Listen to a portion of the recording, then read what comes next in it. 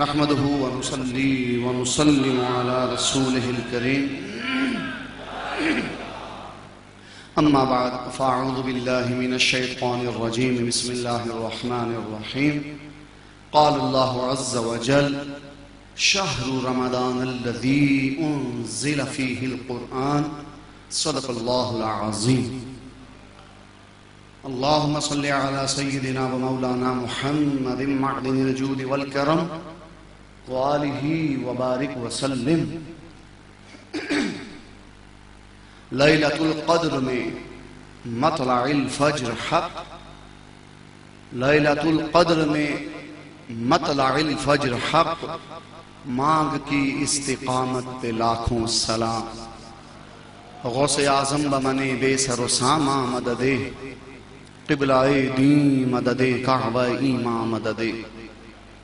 سنیم نعرہ یا غوث اعظم می زنم، دمز شاہ احمد رضا خان قطب عالم می زنم۔ نزول قرآن مجید، ختم قرآن مجید اور شب قدر کی مبارک مناسبت سے یہ دلکش اور دیدہ زیب آراستہ و پیراستہ محفل ہمارے دلوں کو جلا بخش رہی ہے اور روحوں کو قرار دلا رہی ہے۔ ایسا کیوں نہ ہو جس وقت و ساعت کو اللہ اور اللہ کے محبوب کریم صلی اللہ علیہ وسلم سے نسبت ہو جائے، وہ وقت، وہ جگہ، وہ ساعت، وہ گھڑیاں مبارک ہو جایا کرتی ہیں، خیر و برکت کا خزانہ بن جایا کرتی ہیں۔ اور ہم سب کے لیے یہ امر بھی یمن و سعادت کا باعث ہے کہ ہمارے درمیان وطن عزیز پاکستان کی عظیم علمی دینی شخصیت اور تدریس کے میدان کے شہسوار، معقول و منقول کے جامع اور حسن ظاہر اور جمال باطن کے مرقع استاذ العلماء شیخ الحدیث و تفسیر حضرت علامہ مولانا حافظ عبد الستار صاحب سعیدی دامت برکاتہم عالیہ جلوہ افروز ہیں، اور ان کی نگرانی میں اور زیر سایہ یہ خوبصورت محفل جاری و ساری ہے۔ اللہ جل مجدہ ہم سب کے لیے یہ محفل توشہ آخرت بنائے۔ چونکہ آج کی رات، یہ ساعتیں، یہ گھڑیاں نزول قرآن مجید سے گہرا تعلق رکھتی ہیں، تو میں نزول قرآن مجید کے حوالے سے ہی کچھ معروضات عرض کرنا چاہوں گا۔ ماہ رمضان کی خیر و برکت قرآن مجید نے جو بیان فرمائی، اور ماہ رمضان کا جو تعارف قرآن مجید نے پیش فرمایا، وہ یہ ہے شہر رمضان الذی انزل فیہ القرآن، کہ رمضان وہ عظیم مہینہ ہے جس میں قرآن مجید اترا۔ کوئی شک نہیں کہ ماہ رمضان بخشش کا مہینہ ہے، کوئی شبہ نہیں ماہ رمضان مغفرت کا مہینہ ہے۔ اس میں کسی بھی کیلو کال کی حاجت نہیں کہ یہ دن، یہ راتیں عتق من النار کا تاج پہنے ہوئے ہیں۔ ماہ رمضان کی ہر گھڑی، ہر لمحہ، ہر دن، ہر رات بخشش و مغفرت کے دریا بہتے رہتے ہیں، لیکن ان تمام فضیلتوں، ان تمام برکتوں پر جو سب سے بڑی فضیلت و برکت وہ یہ ہے کہ اس مہینے میں نزول قرآن مجید ہوا۔ ماہ رمضان کا سب سے بلند مرتبہ اور مقام، سب سے بڑی فضیلت یہ ہے، ماہ رمضان کے سر پہ جو سرمدی سعادت کا تاج سجایا گیا وہ یہ ہے کہ اس مہینے میں قرآن مجید نازل ہوا۔ قرآن مجید فرقان حمید کلام الہی ہے، رب ذوالجلال کے حضور سے نبی پاک علیہ السلام کے قلب اطہر پر یہ کلام نازل ہوا۔ اس کلام کے نزول کی جلالت اس کلام کے نزول کی ہیبت خود یہ کلام یوں آشکار فرماتا ہے، لو انزلنا هذا القرآن على جبل، کہ اگر ہم یہ قرآن کسی بلند و بالا اور کسی مضبوط پہاڑ پہ اتارتے، لرأیتہ، اے محبوب تو دیکھ لیتا، خاشعا متصدعا من خشیت اللہ، کہ خشیت الہی سے وہ پہاڑ ریزہ ریزہ ہو جاتا، خوف الہی سے وہ پہاڑ خاک کا ڈھیر بھی نہ بچتا۔ تو جو کلام اپنے نزول میں اتنی ہیبت رکھتا ہے، اتنا جلال رکھتا ہے، اتنی سکالت رکھتا ہے اور اتنی خشیت رکھتا ہے کہ بڑے سے بڑے پہاڑ اس کا نزول نہیں سہار سکتے اور خاک کا ڈھیر ہو جائیں، ریزہ ریزہ ہو جائیں، وہ جلالت والا کلام، وہ ہیبت والا کلام، وہ خشیت والا اعجاز ہے۔ یہ حضور سید عالم صلی اللہ علیہ وسلم کے دل توانا کی طاقت کا اعجاز ہے۔ کیا خوب اشارہ کیا سید اعلیٰ حضرت امام اہل سنت امام احمد رضا رحمت اللہ علیہ نے حضور کی قوت و توانائی کی جانب کے، جن کو بارے دو عالم کی پرواہ نہیں، ایسے بازو کی قوت پہ لاکھوں سلام۔ یہ نبی پاک کی قوت و توانائی کا اعجاز ہے کہ قرآن مجید جیسا ہیبت والا کلام اور جلالت والا کلام اور خشیت ربانی کا وہ شاہکار کلام حضور کے ذل ناظری پہ نازل ہوا اور بڑے ناز و انداز میں نازل ہوا، بڑے طرز محبوبی میں اترا۔ جب قرآن مجید نازل ہوتا، وہی رب کی بارگاہ سے حضور تک اترتی، تو نبی پاک علیہ السلام قرآن مجید کے معانی اور مفاہیم اور الفاظ و حروف یاد کرنے کے لیے اپنی زبان حق ترجمان کو زیادہ حرکت دیا کرتے، نبی پاک جلدی فرمایا کرتے، اور یقیناً یہ مشقت کا کام تھا، اس میں زحمت تھی، اس میں دقت تھی، رب ذوالجلال کو گوارا نہ ہوا۔ محبوب کریم کو فرمایا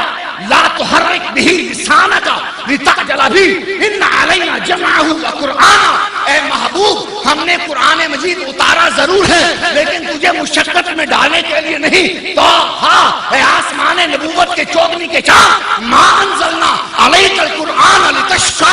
قرآن ہمارا کلام ہے، ہم اس کے منزل ہیں، ہم اس کو اتارنے والے ہیں، تیرے دل پاک میں اتاریں گے، تیرے سینہ نبوت گنجیلا میں اتاریں گے، لیکن اے محبوب اس کے باوجود تجھے مشقت اٹھانی پڑے، تجھے زحمت اٹھانی پڑے، تجھے دقت اٹھانی پڑے، یہ بات ہمیں گوارا نہیں۔ ہم خوب جانتے ہیں تو قرآن یاد کرنے کی جلدی میں، قرآن مجید کے مطالب اور مفاہیم کو عکس کرنے کی جلدی میں اپنی زبان پاک کو جلدی جلدی حرکت دیتا ہے، اس سے تجھے دقت اٹھانا پڑتی ہے، زحمت اٹھانا پڑتی ہے، مشقت اٹھانا پڑتی ہے۔ تو اپنی زبان پاک کو جلدی حرکت مت دے، یہ ہمارا ذمہ ٹھہرا کہ ہم خود یہ کلام تجھے یاد کرا دیں گے اور اس کے مفاہیم و معانی تیرے سینے میں جمع جمع دیں گے۔ اللہ اکبر یا رسول اللہ۔ اور یہاں ایک جھلک کوہ طور کی بھی ہم دیکھتے چلتے ہیں۔ جناب موسیٰ علیہ نبینا علیہ السلام کو جب کلام ربانی ملنے لگا، کلام رحمانی ملنے لگا، تو جناب موسیٰ علیہ السلام کو گھر سے بھی بلا لیا، بال بچے سے بھی جدا فرما لیا، شہر سے بھی دور کر لیا، طور کے پہاڑ طور کے جنگل میں بلا لیا، 40 دن 40 راتیں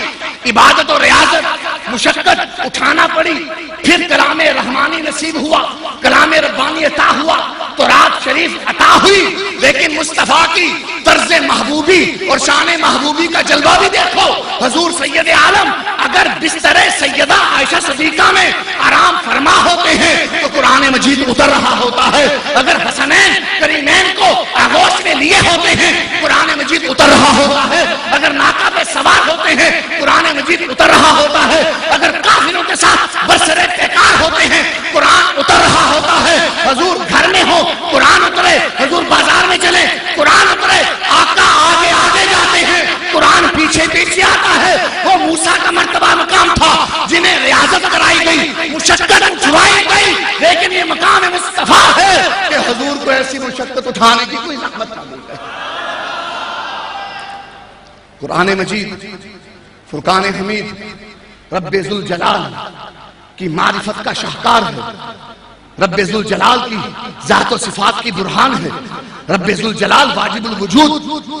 کی عظمت و جلالت کا یہ چمکتا ہوا آئینہ ہے۔ رب ذوالجلال نے بنی نوع انسانیت کی فلاح و نجات کے لیے، انسانوں کو در در کی ٹھوکروں سے بچانے کے لیے،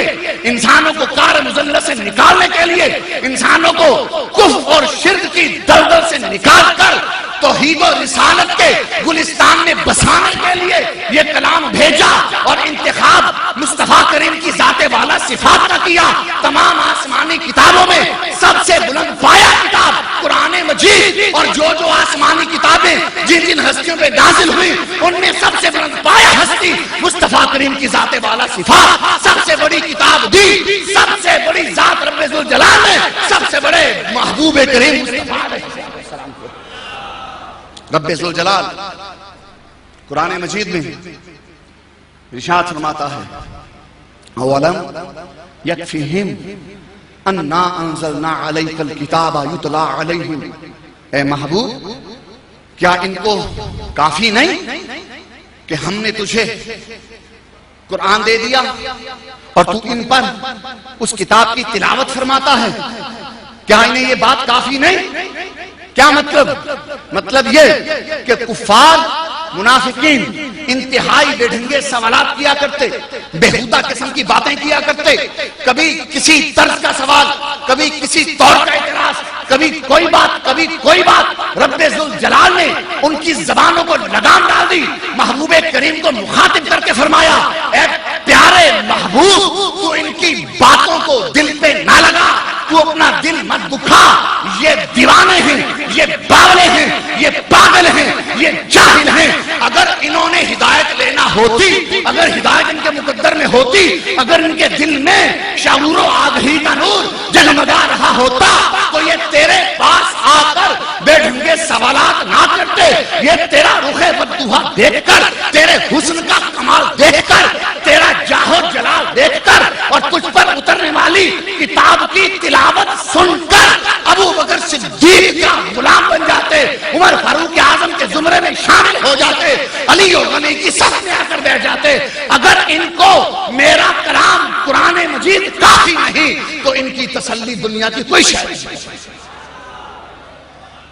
اب وہ جو کفار تھے ان کے سوالات بڑے عجیب و غریب، کبھی پہلے نبیوں کی کوئی بات کر دینی، کبھی پہلے ادوار کی کوئی بات کر دینی، کبھی پہلی امتوں کی کوئی بات کر دینی، اس طرح کے اوٹ پٹانگ سوالات کرنا۔ اللہ اکبر، رب ذوالجلال نے یہ آیت نازل کر کے بے شمار مفاہیم و معانی آشکار کر دیے۔ مطلب یہ سمجھا یہ دیا کہ تم اگر حضرت آدم علیہ السلام کی بزرگی دیکھنا چاہتے ہو تو میرے محبوب کریم کے اترنے والی کتاب کو پڑھ لو، اگر تم جناب نوح علیہ السلام کی جلالت دیکھنا چاہتے ہو میرے پیارے مصطفیٰ کے دل پہ نازل ہونے والی کتاب کو پڑھ لو، اگر تمہیں حسن یوسف کی تابانی کا نظارہ کرنا ہو تو قرآن پڑھو، اگر تمہیں جناب موسیٰ علیہ السلام کا ید بیضا دیکھنا ہو تو قرآن پڑھو، اگر تم نے حضرت سلیمان علیہ السلام کی بادشاہت کا دبدبہ دیکھنا ہے تو قرآن پڑھو، اگر تم نے رہنے داؤدی کی دلکشی اور دل آویزی حاصل کرنی ہے تو قرآن پڑھو، اگر تم نے حضرت عیسیٰ کی شان مسیحائی دیکھنی ہے تو قرآن پڑھو۔ از آدم تا عیسیٰ تمام نبیوں کی عظمت و جلالت کا شاہکار یہ قرآن ہے، سارے نبیوں کی معجزات کی برہان یہ قرآن ہے، رب ذوالجلال کی طرف سے خود اس کے برہان یہ قرآن مجید ہے۔ تو یہ قرآن ہوتے ہوئے تم کون سی دلیل تلاش کر رہے ہو، تم کون سا دروازہ کھٹکھٹا رہے ہو، تم کدھر کا رخ کر رہے ہو؟ آؤ قرآن تھام لو، اس میں حسن یوسف بھی ہے،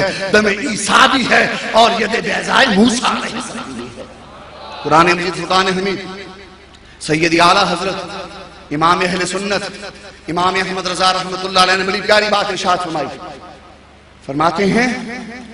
جیسے قرآن ہے ورد اس گل محبوبی کا، جیسے قرآن ہے ورد اس گل محبوبی کا، ایسے قرآن کا وظیفہ ہے وقار عارض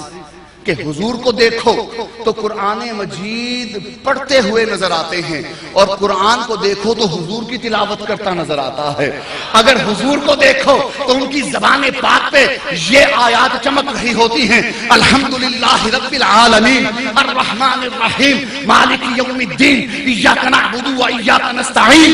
اگر قرآن کو دیکھو تو اس کے سینے پہ یہ آیتیں چمک رہی ہوتی ہیں، انا اعطیناک الکوثر فصل لربک وانحر ان شانئک هو الابتر۔ اگر حضور علیہ السلام کو دیکھو تو ان کے لبے پاک سے یہ پھول جھڑ رہے ہوتے ہیں، قل هو اللہ احد اللہ الصمد لم یلد ولم یولد ولم یکن لہ کفوا احد۔ اگر قرآن کو دیکھو تو اس کے کرتاس پہ یہ نگینے چمک رہے ہوتے ہیں، قل ان کنتم تحبون اللہ فاتبعونی۔ اگر رسول پاک کی بارگاہ میں کھڑے ہو کر حضور کا نظارہ کرو تو نبی پاک کی زبان حق ترجمان یہ موتی برساتی ہوئی نظر آتی ہے۔ کیا اللہ لا الہ الا هو الحی القیوم۔ اور اگر قرآن کے پاس بیٹھو اور قرآن سے پوچھو تو ان کے بارے کیا کہتا ہے، تو قرآن یہ صدا لگاتا ہوا اور یہ ندا کرتا ہوا اور یہ اعلان کرتا ہوا نظر آتا ہے، وما ارسلناک الا رحمۃ للعالمین۔ اگر حضور کو دیکھو تو قرآن کی تلاوت، قرآن کو دیکھو تو حضور